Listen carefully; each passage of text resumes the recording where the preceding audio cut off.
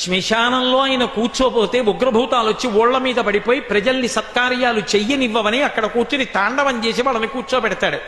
పార్వతీదేవి అడిగింది మహాభారతం అనుశాసనిక పర్వంలో, శుభ్రమైన కైలాసం ఉండగా, ఇంత ఐశ్వర్యం ఉండగా, చింతామణి గృహం ఉండగా శ్మశానంలో ఎందుకుంటున్నారని అడిగింది. అడిగితే ఆయన చెప్పాడు, పార్వతి బతికున్న నాళ్ళు అన్ని చోట్లకి వెడతారు, ఏమీ తోచట్లేదు, శ్మశానానికి వెళ్ళొద్దామని ఎవరు రారు పార్వతి.